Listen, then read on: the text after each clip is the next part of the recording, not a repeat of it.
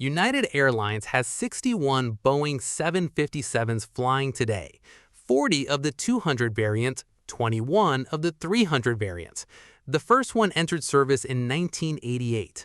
That means the newest aircraft in this fleet already has more than 2 decades of use, and the oldest one is approaching 43 years of continuous operation. To put that number in perspective, a 43-year-old aircraft flying today started its career back when Pan Am was still running scheduled flights, and a corded phone was the only way to book a trip. This should be grounds for immediate retirement. It isn't. United is spending billions of dollars on new aircraft specifically to try to replace this plane.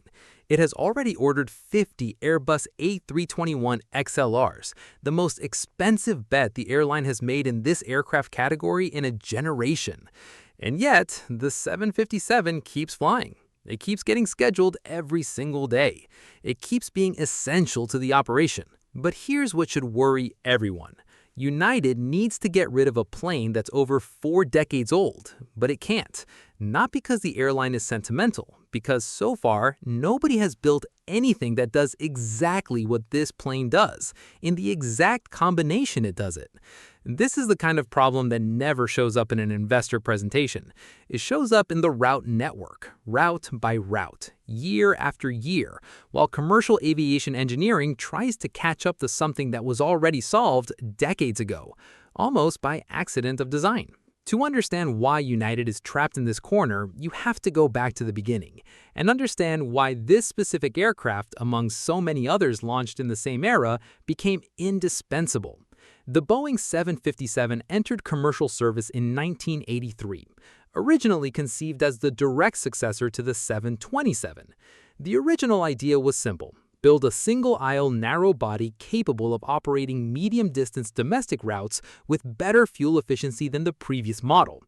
Except the engineering delivered more than that. It delivered a plane equipped with engines disproportionately powerful for the size of the fuselage, a design decision that looked like catalog overkill at the time. That decision, made in the 80s with zero intention of solving a future problem, became exactly the reason the 757 still survives today. United expanded much of its domestic network leaning on this aircraft throughout the 80s and 90s, using its flexibility to open routes that other models of the era simply couldn't sustain with the same profit margin. When the merger with Continental Airlines happened in 2010, the combined fleet inherited even more 757 units, cementing the plane as a permanent structural piece of the operation, rather than a transitional model that would naturally be phased out within a few years. This means the 757 isn't a plane that's simply lingering in the fleet out of corporate inertia. It's a plane that was built, flight after flight, into the backbone of United's route network. Removing it now isn't swapping out one part. It's rewriting an entire section of the airline's operational map.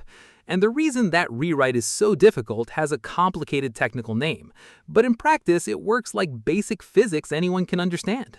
The 757's superpower is combining 4 traits that normally cancel each other out in any other commercial aircraft design. Transatlantic range equivalent to that of a much larger widebody, takeoff power strong enough to operate from short runways like a small regional jet, high payload capacity close to that of significantly larger aircraft, and at the same time, the operating efficiency typical of an ordinary single-aisle narrow body. Think of it this way. It's like having a single car that delivers the fuel range of a long-distance SUV, accelerates like a sports car on a track, and still fits perfectly into a compact downtown parking spot. Normally, any engineer picks one of these 3 traits and sacrifices the other 2 to make the project viable.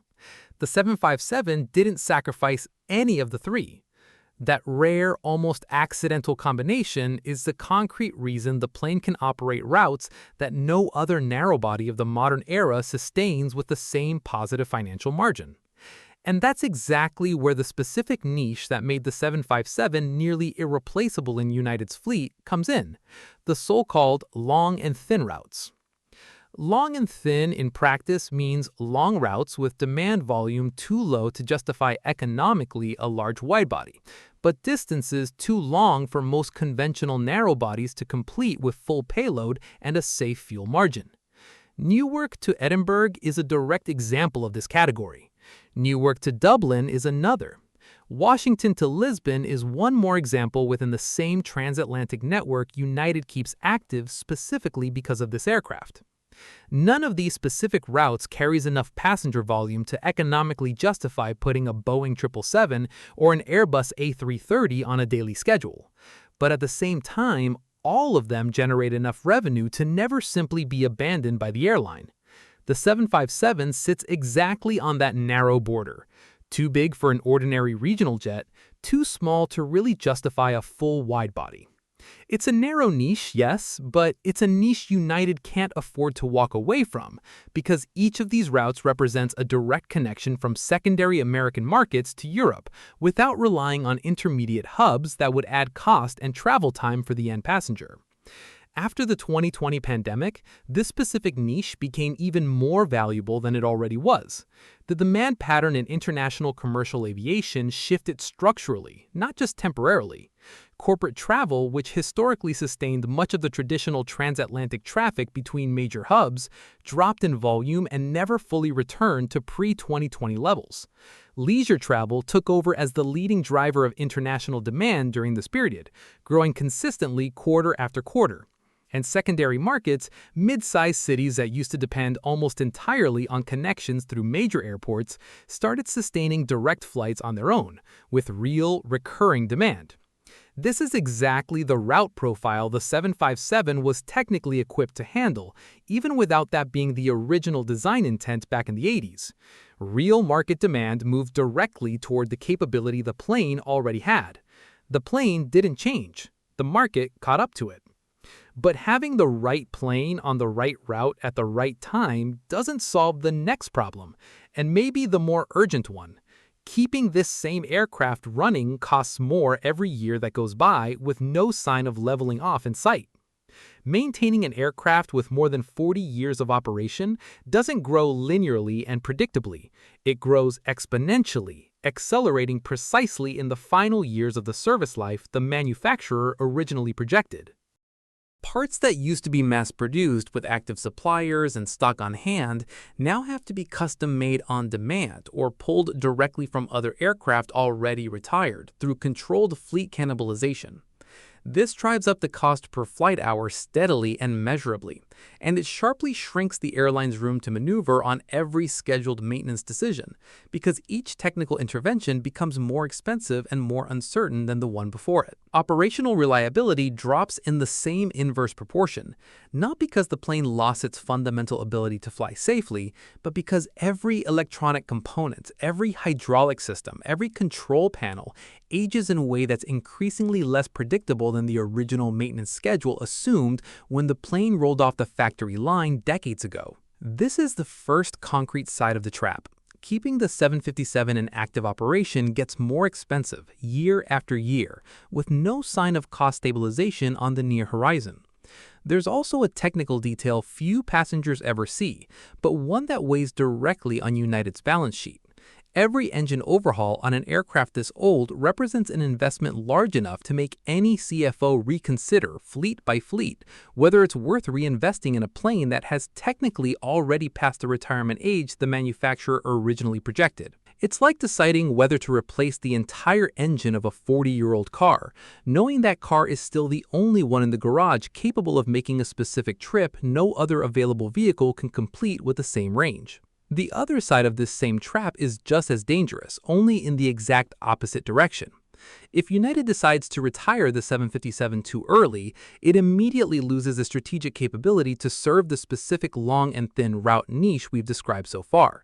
And today, there's no fully equivalent substitute already in regular operation within the airline's fleet. United's declared bet to solve this specific standoff is the Airbus A321 XLR.